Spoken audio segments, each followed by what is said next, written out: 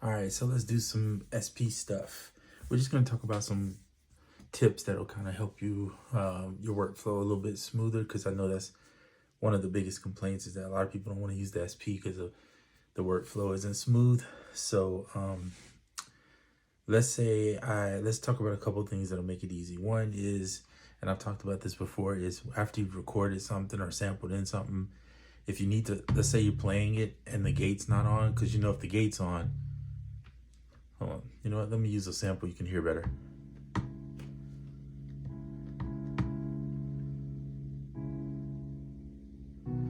So it'll keep playing. It's a one shot, right? But if you put the gate on,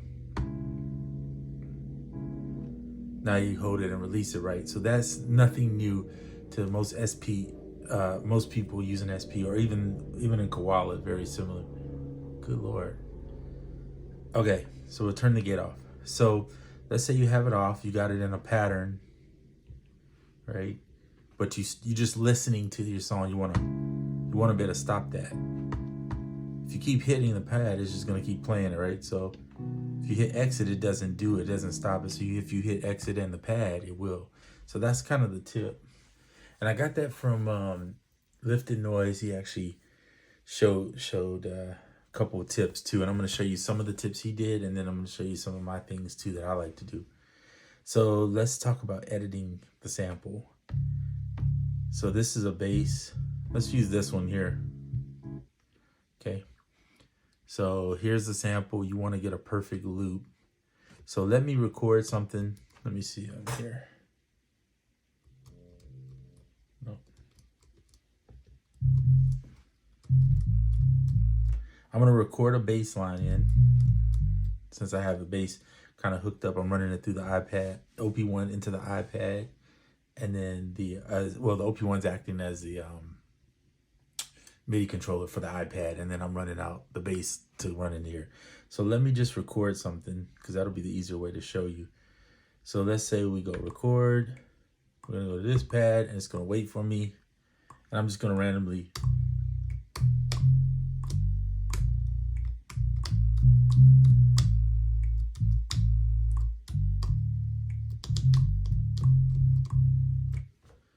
Okay, so there's whatever I played. Now, I'll usually go ahead and normalize it first. Is that my dog coming in? Yep.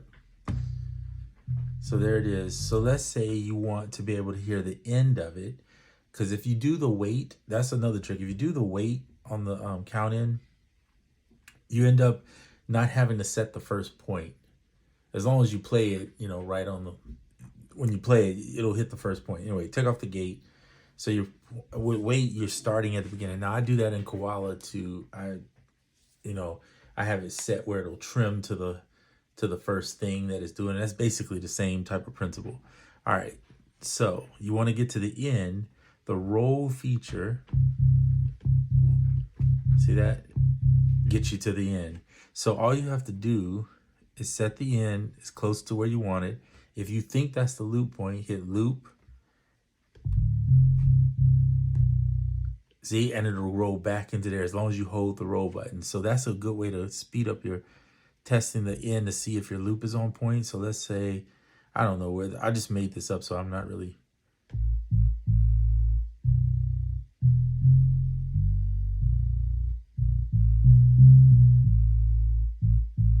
Okay, so let's say that's the loop point I want. All I have to do, if I don't like that, maybe I'll zoom in at that point, which it is off. You can see it will start it right there. And then hit the roll. Whoop. Maybe zoom in just a little bit more. Okay, set it, and then hit the roll again.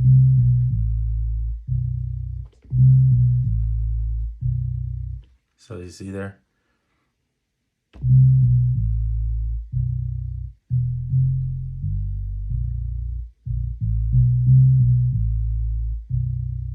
So it goes right to the end.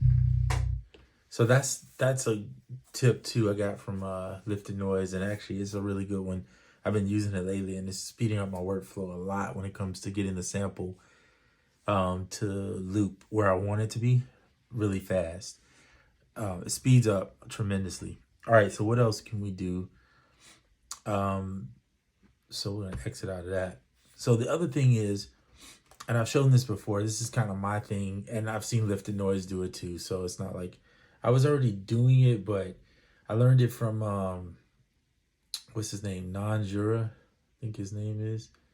He's really good on the SP. He's good on every SP I've seen, but let's delete this because I'm not keeping that. So in the pattern mode, if you want to record into it, let's say an instrument in through the USB-C or in through the line in, or if you're playing a guitar through the front, or if you're doing a mic and you want that to be, I always say leave it on wait too, but set your pattern. So like here's a, that's my dog. Sorry if you hear that. All right, so there's the pattern of some drums, right? So I'm gonna just copy this to make it easier so I don't mess up what I already have going there. So here's a pattern of some drums. You wanna record something in to it. So the quickest way is to hit resample. Now what resample is doing is it's gonna allow you to play in, and you're going to use the external in, and I'm gonna show you how to set that. So if you hit there, it's gonna ask you, this is back on the main screen, which one of these pads you wanna record to. So the ones that aren't blinking or not, already have something on them. So here's my drums, this is my key chords rather, and this is the bass. So I'm just gonna pick 5 for right now. Then it's gonna say press pad to start. What you have to make sure you do is press record settings, and this is normally gonna be set to mix. If you do mix, it's going to record whatever you bring in plus that pad. But if you set it to external in, then it's only gonna record the external in stuff, right? So after you set that, hit exit. Now it's gonna still say pad, press pad to play. So that's when you,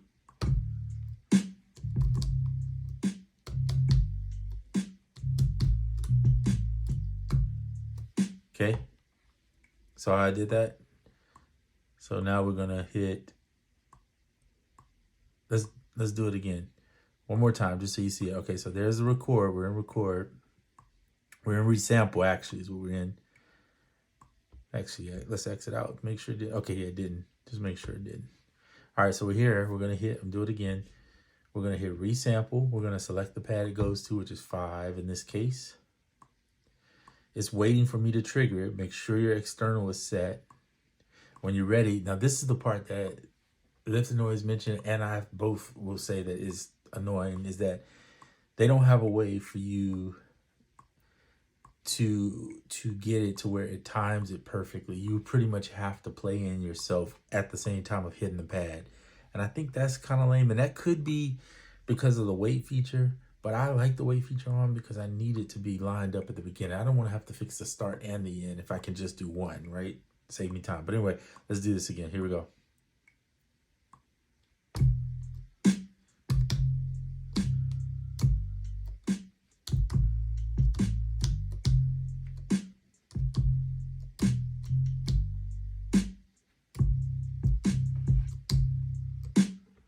Okay, hit the record button and you'll see on 5. Now it took you out of the that mode. On 5, there's your bass. All right, so I'm gonna go ahead and normalize it because for whatever reason, I wish they would let it play in as it sounds, but it's always so low, or give you some kind of way to adjust the volume there without having to resample it. All right, so I just did the normalize. I know you can barely hear it too. I'll turn it up.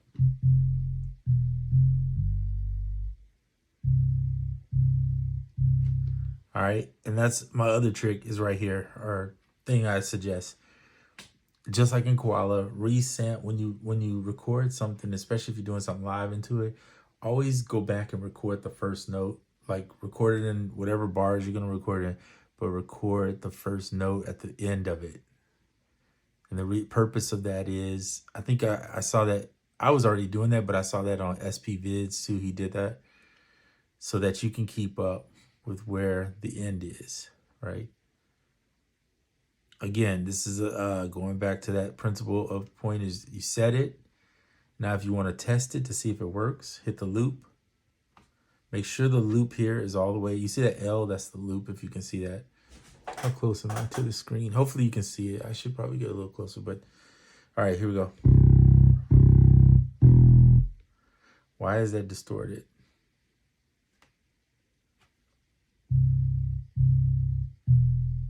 Okay.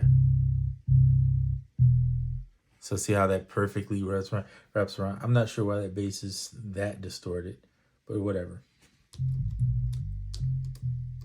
Okay. So take the loop off. Go ahead at that point, truncate it because you know you got your loop point and it should be good. Some people like to leave the tail end just in case there's a mistake where they can go back. That's fine too. I personally don't. That's just me. Most of the time, I can just probably jump back in and record it again, whatever it is, especially if I'm not doing something super lengthy. Like maybe I'm just making the bass for the track or the start for the track rather. So you have your bass. Now, how do you get it in? This is the other tip / trick. Now, there's all kinds of tips I'm giving you. Okay, sorry about that. Hit exit there, as I told you. Go back into here. And now we want to put, you'll notice this is still, it's still just the kicks. And it's just the drums, rather. So let's add, I'll usually copy and bring it over here, but for the sake of time, we're just gonna add the bass line into this. So the way you do it is hit record. You're gonna press the pad that the drums are on, and it's already set to 4 bars. So you're gonna use TREC. To get to that, you go from remain, you touch it, and then it'll go to TREC. Then when you hit record, you're gonna see we're in step sequencer mode. You're gonna hit sub and this in the bass.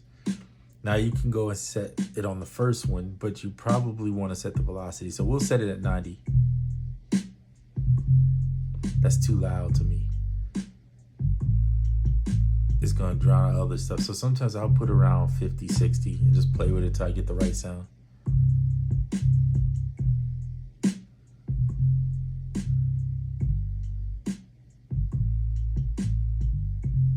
That's actually pretty good as far as sound.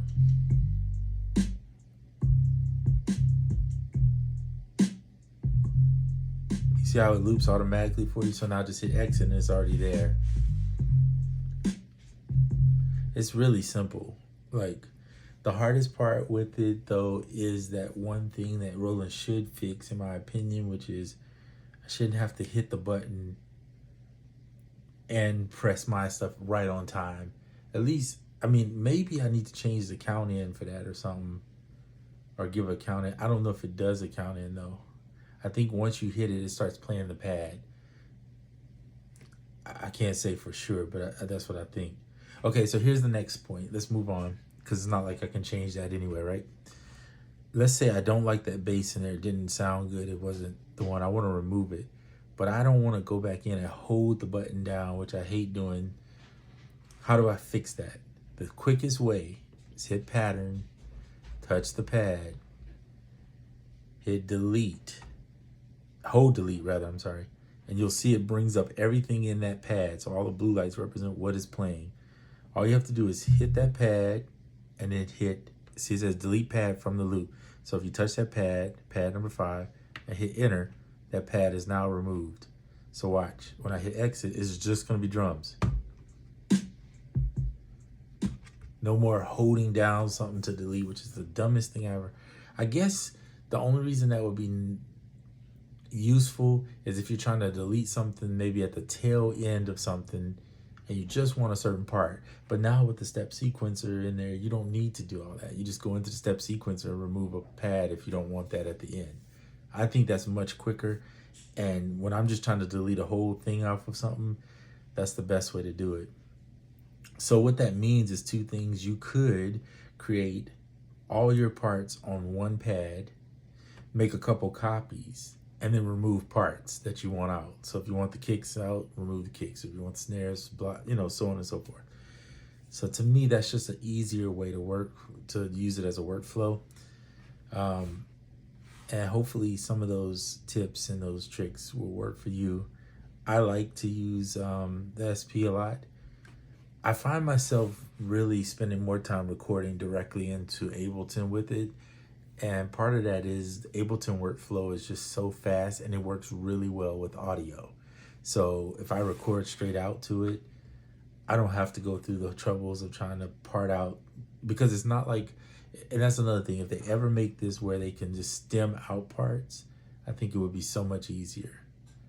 That's the, you know, thing the MPC has over the SP, is you can pretty much get the whole workflow, stem out the part, send it, and be into your DAW in no time and working fast. So yeah, it's you know, a give and take of whatever you're gonna use, but that's kind of what I do with this workflow. So that is it for this video. I just wanted to put it together just to show you that the SP has some tricks up its sleeves, and once you get used to those little workarounds and things that you got to do to use it, it's actually a pretty good device. And I find it even better because it's so much more portable than the MPC Live, in my opinion, just because the MPC Live is so much bulky box that you got to carry around. This is easy to grab and go. Obviously the OP is easier, but the drums are better with this one and the effects, whereas the the OP is better at more of a synth thing, right, than anything else. Okay, all right, so that is it for this video. Until the next one, I'm out. Questions, you can drop them in the comment box or in the boxes below, you know. All right.